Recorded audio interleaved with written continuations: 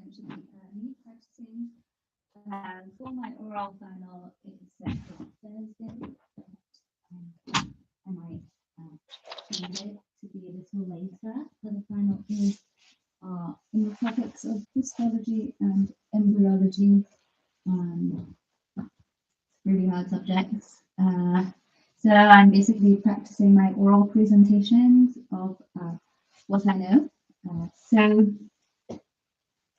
let's start. I already covered a few topics on my Instagram, like on a different time when I film myself. I will save these videos because my friend wants to watch them later if it helps anyone. So awesome. So let's go over the topics. Embryology.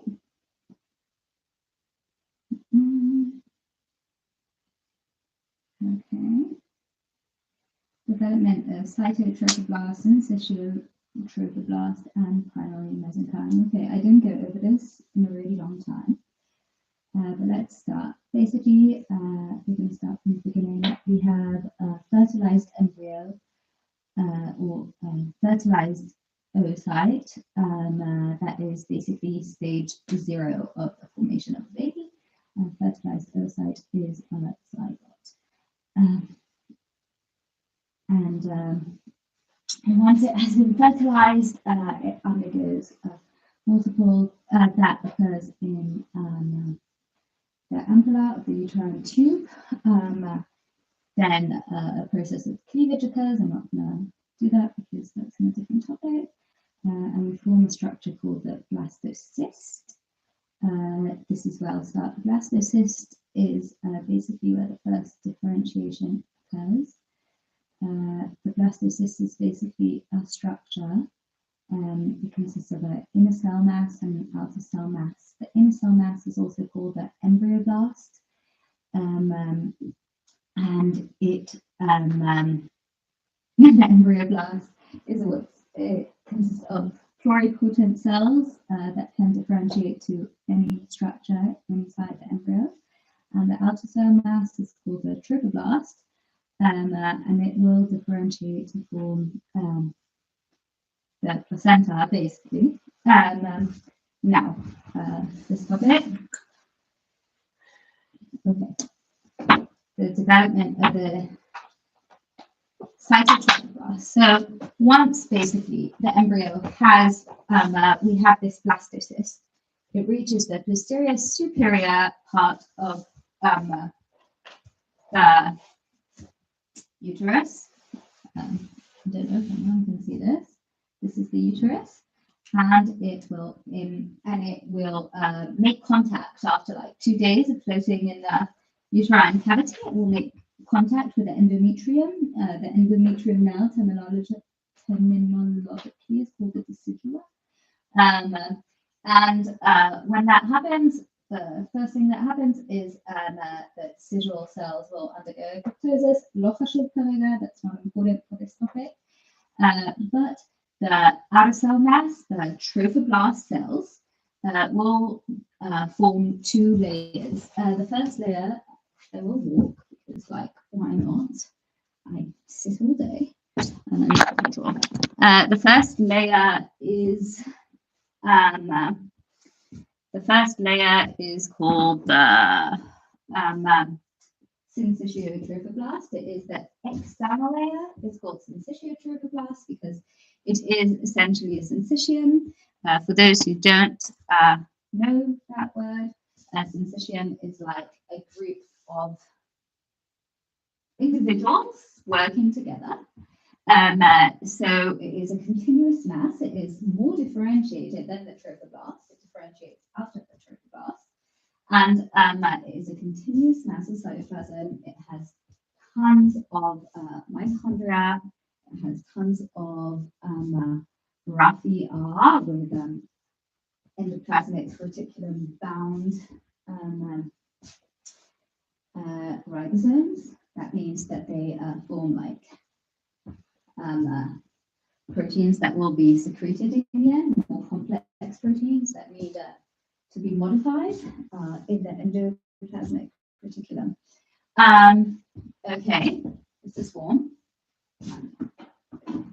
Another thing that they have is a lot of glycogen granules. And yeah, that's around what I remember. And they have apical microvilli, like towards the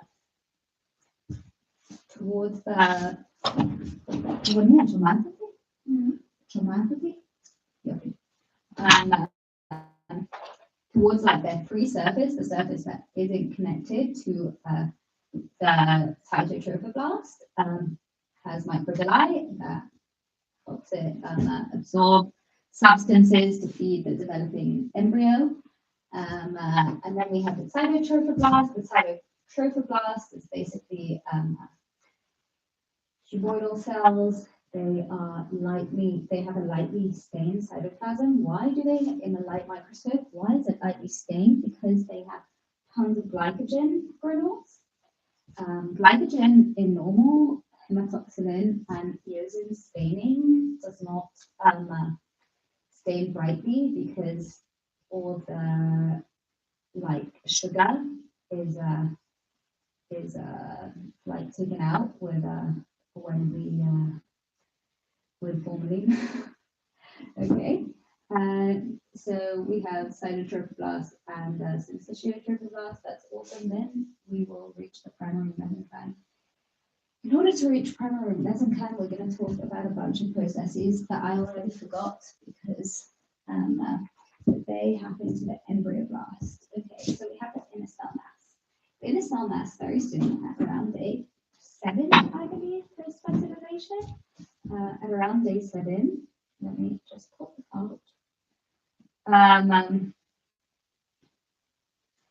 Around day 7 post fertilization,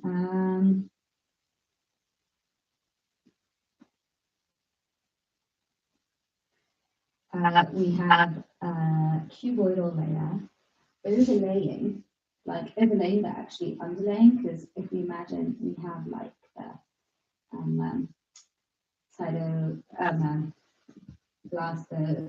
blasted cyst, it implants to the posterior superior, so it's actually implanting this way. So anything growing on top of the embryoblast will actually be placed caudally. Okay, that's really important. That will also be ventral, so it will be caudal and ventral, and that is called, therefore, hypoblast. Hypo is beneath Latin, so makes sense that the hypoblast cells develop beneath the embryoblast. On the day 8, the cells overlaying the hypoblast differentiate to form the epiblast. The epiblast cells are a bigger layer of cells. They will form all the tissues inside the embryo, and they are columnar cells. Very soon afterwards, fluid starts to penetrate the epiblast, and some of the epiblast cells will differentiate to form a membrane around it, called the amniotic membrane. Okay, that's really important.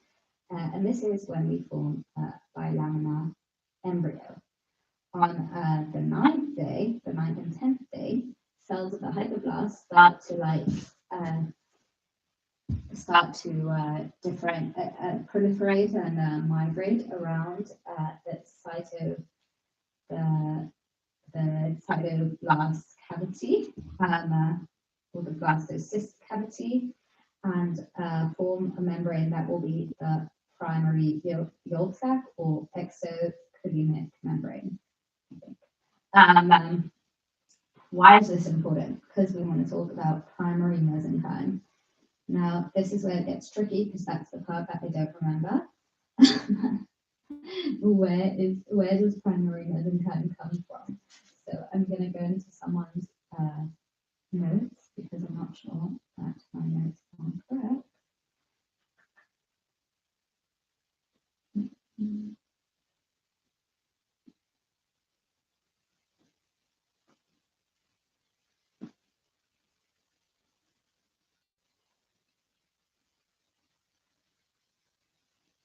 Primary mesenchyme.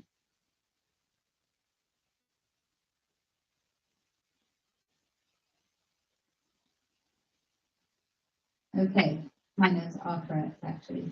I took this from someone else's notes.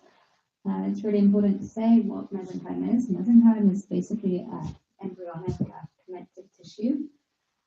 It can form anything, literally anything. It's crazy stuff.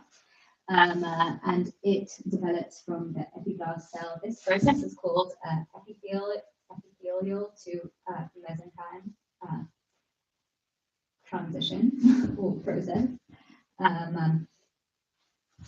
Epithelial cells, we're going to reach that at a certain point, but they are polar cells. That means that different surfaces of the membrane express like specific characteristics. So the epiblast cells will lose their characteristics and become like fibroblasts, which are just chill and like these sphere-shaped cells that can differentiate to form anything. That classic connective tissue cells that secrete all these kinds of fibers, collagen and whatever. Okay, so we spoke about that. Also, another thing to talk about with the primary mesenchyme, this mesenchyme, it is extra embryonic mesenchyme, and it lines two cavities. It lines the external surface of the amnion, which we just spoke about, and the inner surface of the cytotrophoblast, that will be called the somatic extraembryonic mesoderm. And then we have another layer called the splanchnic extraembryonic mesoderm that lines the primitive yolk sac. Okay, off we go to the next topic. Development of fetal membranes, chorion, amnion, and yolk sac. So we actually spoke about that, but I will just say what the chorion is. The chorion is basically everything that forms the placenta. Let me just check my notes to see if I'm going to miss anything or open my notes.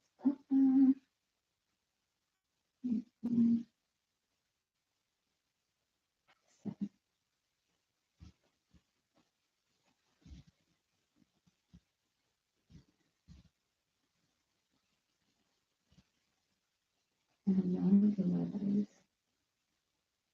is. If even somewhere else there. It's just all together. Okay. So we have a chorion. What happens is the extraembryonic, the first thing that happens is like we spoke about the extraembryonic mesoderm. So between the two layers of the extraembryonic mesoderm is what is called the chorionic cavity. It is a large cavity, and then at a certain point, the two cavities merge, forming a new space that surrounds the primitive yolk. They have like cavities formed inside the mesoderm, and then the cavities merge, and that's when we have the extraembryonic, like somatic and splanchnic mesoderm. Then we will form. Want to see the chorion? Okay, here we are. Okay.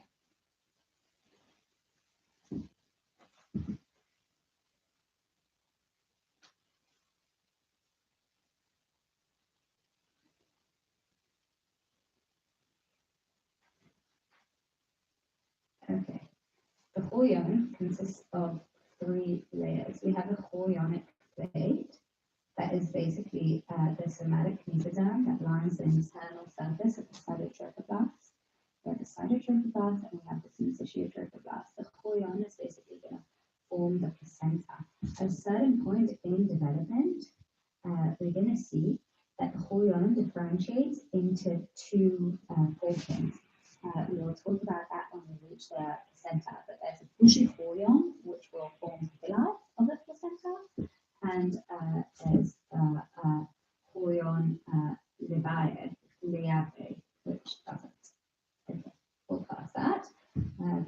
zoom out so much. Development of the placenta and the umbilical cord. Another thing that happens is that the secondary or definitive yolk sac is formed. Here we go.